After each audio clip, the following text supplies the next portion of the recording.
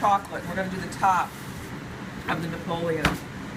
We're going to do it separately, and then we're going to place it on top. And we're going to have to get two things ready. We got to get that's looking pretty good. The fondant and then the chocolate. And I'm going to pipe the chocolate. Have I done a cone yet? Have I made a cone? No? Okay. Piping chocolate is easier to do in a cone than it is in a piping bag. First of all, the piping tips are metal and they harden the chocolate really fast. Plus, when you do it in a cone, you get to control the size. You're going to make the cone and cut the tip of the cone the size you want it. All right? So this is one of these things that's really easy but really hard to get, how to make a parchment cone. There are several different ways of doing it, but this is going to be your tip of the cone when you're done. And all you're going to do is you're going to bring the three tips are going to end up down at the bottom,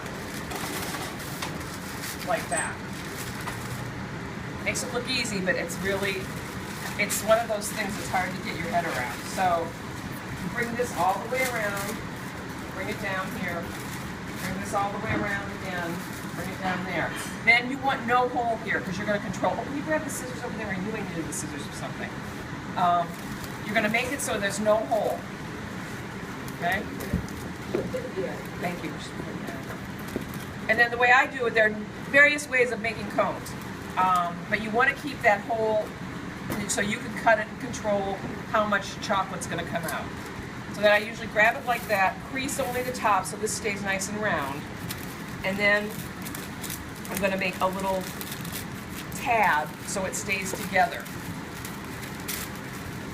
Okay? So now I have a little parchment cone. If you're really lazy, you can buy these pre-made. You don't need to do that.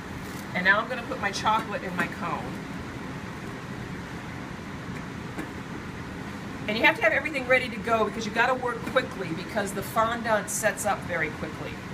So if you don't have this all ready, it's not going to work. So what we're going to do is make the traditional top of the Napoleon, which is the chocolate lines on top of the white fondant. And we're doing this off of the final because it's going to make a mess. So we're going to do it on here. You're going to let it set and harden, then you're going to clean it up, and then you can lift it on top. All right? So now we're going to close up the cone so that the chocolate will only come out down here and not at the other end. And then I can snip it, and I can start as small as I want, and I can get the flow that I want. Now, when you're doing something like this, you always want to test before you go on to the final product. Because if you just come over here and all of a sudden it came out in a big blob, you'd have a mess here. So you want to play with it first. Okay, I'm pretty happy with that. That's going to work. So I'm pretty happy with this. I'm still going to check it one more time before I do this. Now, since it's too hot, this has gotten a little thick. Can you grab the, where's the sugar syrup? Here, no, here. This is just a little sugar syrup. I'm going to thin this out a little bit because I want this to flow, and it's going to set quickly, so I need it to flow quickly.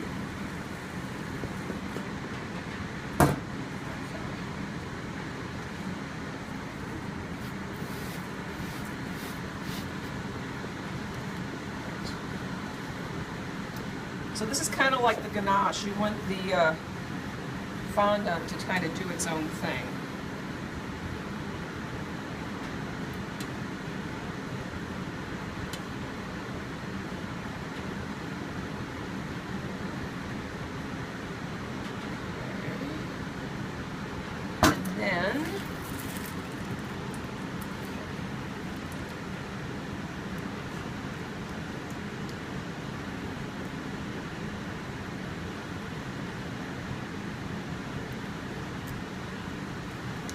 And then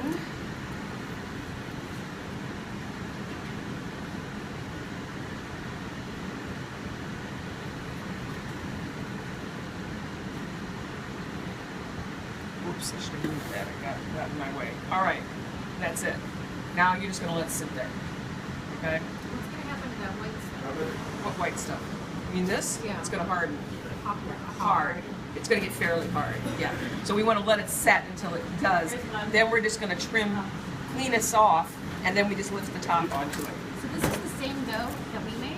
Yeah, everybody made the same dough. This is a pretty good one. We're done with the fondant, right? Yes, we're done with the fondant. What's the price?